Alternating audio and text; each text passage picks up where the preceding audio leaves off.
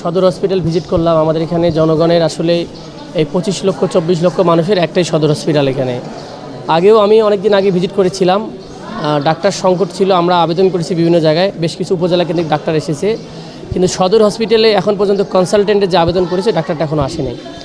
এখানে 119 জন ডাক্তারের মধ্যে এখন 24 জন ডাক্তার আপনার ডিপুটেশন করে 24 জন ডাক্তার হয়তো পাবে আর কি। কিন্তু এখানে আমরা রুগী দেখলাম 550 রুগী। এখানে নেফ্রোলজি বিভাগের সব আছে, মানে এখানে ডাক্তার নাই এবং ওখানে যন্ত্রপাতিও নাই, কিন্তু 1-2 জন নিয়োগ দেওয়া আছে। এবং পাশাপাশি শিশু ওয়ার্ডে গেলাম, এখানে অনেক শিশু দেখলাম, অনেক শিশু যেগুলোর প্রচুর পরিমাণে সেবা দরকার এবং এটা 1 নম্বরে থাকা উচিত। একটা জেনারেটর অভাবে সিপিআর যে একটা সুবিধা, সিপাপ যে সুবিধাটা সেটা বাচ্চাদের দেওয়া যাচ্ছে না। এটা অল্প একটু কারণে তাকে রংপুর পাঠানো হচ্ছে, খুবই এমার্জেন্সি একটা জিনিস। এটা আমরা শুনলাম যে এটা গণপূর্তের সাথে জড়িত। এটা খুব ইমিডিয়েটলি আমার মনে হয় সদর হসপিটালের জন্য দরকার। এবং মোস্টলি যেটা দেখলাম এখানে খাবারের মান ঘুরে ঘুরে দেখলাম, এখানে যে কন্ট্রাক্টর বা যে ব্যক্তি পেয়েছেন এখানে খাবার পর্যাপ্ত পরিমাণ দেওয়া হচ্ছে না। খাবার দেওয়ার কথা 100 গ্রাম মাংস, সেখানে আমরা দেখলাম যে 20 গ্রাম মাংস, 25 গ্রাম মাংস দিয়েছে। আমরা খাবারের রুম দেখলাম, খাবারের রুমে অপরিষ্কার এবং ঢাকা নাই, খুবই আনক্লিন অবস্থা দেখলাম। এর পাশাপাশি এখানে আউটসোর্সিংয়ে যে 48 জন বা 47 জন নেওয়া হয়েছে, এর মধ্যে আমরা ক্লিনারের যে 12 জনের সংখ্যা পেয়েছি, এই ক্লিনারকে আমরা ডেকে কিন্তু আমি পাইনি। একজন এসেছে অনেক পরে, সে বলছে আমি অমুক ওয়ার্ডে। তো সেটার ব্যাপারে ব্যবস্থা নেওয়ার ব্যাপারে আমরা কথা বলবো, কারণটা হচ্ছে এখানে ক্লিনিং না করলে এটার আরও হাইজেন সমস্যা হবে, অনেক নানা রকম সমস্যা হবে। ওভারঅলি যদি বলি, এই হসপিটালের আসলে আলটিমেটলি চালানোর মতো যে পরিমাণ জনসমষ্টির দরকার আসলে নাই। তো এখানে আর একটা বড় বিষয় হচ্ছে ডিএমএফকে দেখলাম, ডিএমএফের কোর্টে নাম্বার নাই, অনেক প্রেসক্রিপশনে তাদের সাইন পর্যন্ত নাই, এটা বড় বিগ ইস্যু। তো এগুলো আরও নানা রকম সমস্যা। একটা হসপিটাল 250 শয্যা বিশিষ্ট হসপিটালে যে পরিমাণ ফেসিলিটিস দরকার সেটা আলটিমেটলি নাই। এবং সবচেয়ে ওয়ান অফ দ্য বড় বিষয়, দালাল নাকি খুব ভরে গেছে। এটার কারণে এখানে ভর্তি থেকে বাইরে নিয়ে যায় জোর করে কি করে। তো সেগুলোর ব্যাপারে আমরা আলোচনা করব, আমাদের সামনে মিটিং আছে এবং আমরা অলরেডি আমাদের আইনশৃঙ্খলা মিটিংয়েও আমরা এই বিষয়গুলোকে জেলার সমন্বয় কমিটিতে আলোচনা করেছি। এই দালাল চক্রকে আমাদের রহিত করতে হবে, এবং ডাক্তারদের সিকিউরিটি নিশ্চিত করতে হবে, রুগীদেরও সিকিউরিটি নিশ্চিত করতে হবে। আর একটা বিষয় আমি উল্লেখ করতে চাই, আশা করি আমার বিষয়টা মাননীয় মন্ত্রীরা দেখবেন।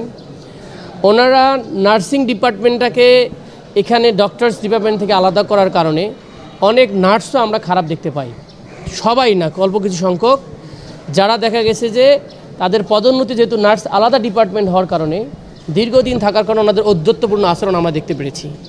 তো সেই বিষয়টাকে কিভাবে ম্যানেজমেন্টে আনা যায় আমরা চিন্তা করেছি। আমরা আস্তে আস্তে সামনের দিনে কথা বলবো, আমরা নিয়মিত ভিজিট করব, অসঙ্গতিগুলো নিয়ে কাজ করব, এবং আমরা অনেকগুলো নতুন নতুন উদ্যোগের প্ল্যান করতেছি কীভাবে এই হসপিটালে বেসিক্যালি ডাক্তার সংকটটা অনেক বড় সংকট, পাশাপাশি লজিস্টিকও কিন্তু অনেক বেশি ঘাটতি রয়েছে। আমরা শুনতে পাইলাম যে ঠাকুরগাঁতে 180 জন আউটসোর্সিংয়ের লোক আছে, ঠিক আমার এখানে 47 জন। তাহলে আমাদের সদর হসপিটালের জন্য কেন কম, সেই ব্যাপারে আমরা উপরে কথা বলবো, চেষ্টা করব। সামষ্টিকভাবে আমাদের সবাই নিজ নিজ দায়িত্ব পালন করতে হবে। যে ডাক্তার আছেন তারা যদি যথাযথ সময় দেন, আশা করি সমস্যাগুলো কেটে যাবে, একটু সময় লাগবে। বাট আলটিমেটলি হসপিটালের খুব ভালো সুবিধা নাই আমাদের হসপিটাল। এই হসপিটাল নিয়ে অনেক কাজ করার বিষয় আছে, আমরা ইনশাল্লাহ আস্তে আস্তে গ্র্যাজুয়ালি সেটা দেখার চেষ্টা করব। এবং আমি এখানে আমাদের সম্মানিত তত্ত্বাবধায়ক আছেন, আমাদের সিভিল সার্জন আছেন, আমি রিকোয়েস্ট করব কোনোভাবেই কোনো পলিটিক্যাল শক্তি আর নন পলিটিক্যাল শক্তির কাছে মাথা নত করা যাবে না। কারণ আমার অঞ্চলের মানুষ খুবই গরিব, চিকিৎসা প্রাপ্ত তাদের একটা অধিকার, এটার নিশ্চয়তার জন্য আমরা সবাইকে কমিটমেন্ট দিয়েছি যে হসপিটাল ঠিক করব, এই হসপিটালকে অবশ্যই ঠিক রাখতে হবে। এটা আমার কথা। আমি র্যান্ডমলি আসবো, আমি আবার চেক করব, কোনো জায়গায় অসঙ্গতি পাইলে তার ব্যাপারে আমরা অ্যাকশন নিব। আমাদের কাছে যেটা অভিযোগ আছে সেটা হচ্ছে যে এমএসআরের টেন্ডার বারবার একই ঠিকাদার সেখানে টেন্ডার পাচ্ছে বছরের পর বছর। এই কাজটা কেন হচ্ছে? এটি কি স্বজনপ্রীতি নাকি এটি দুর্নীতি অনিয়মের? আমি আসলে এই বিষয়ে আমার ইলেকশন কবে এমএসআর আছে সেটা আমি খোঁজ খবর নিতে পারি নাই। যেহেতু আমাদের মাসিক মিটিং আছে, আমি বিষয়টা তুলব যে কেন একই প্রতিষ্ঠান কী যোগ্যতায় পাচ্ছে সেটাও দেখার বিষয়, তাই না? সেটা খতিয়ে দেখা হবে। এবং অনেক সময় দীর্ঘদিন অনেক লোক এখানে থাকেন, অনেকের ইন্টারনাল সিন্ডিকেট থাকতেই পারে, আমরা শুধু জানি না, সেগুলো খোঁজখবর নিয়ে ব্যবস্থা করা হবে। আর সেকেন্ড বিষয় হলো যে এখানে তো দীর্ঘদিন এই হসপিটালটা আসলে অনেকের একটা আর্নিং সোর্সের ব্যবস্থা হয়ে গেছে, মানুষের সেবা না, আমাদের পেটের ভাত জোগানোটাই মেইন কাজ হয়ে গেছিলো। তো তো সেটা আমাদের গরিব মানুষকে মেরে ওনাদের ভাত পেটে যোগাইতে হয়, এটা ভাঙতে হবে, এটা দূর করতে হবে। এটার ব্যাপারে আমরা সদ্য মানে আমরা আছি, এটা বদ্ধপরিকর, আমরা ঠিক করবো ইনশাল্লাহ।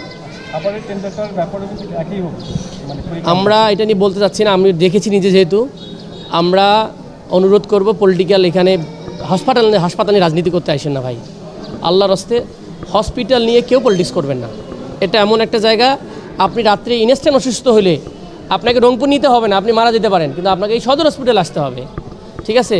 সুতরাং এই জায়গাটাতে আমরা বিষয়টা দেখবো আমরা।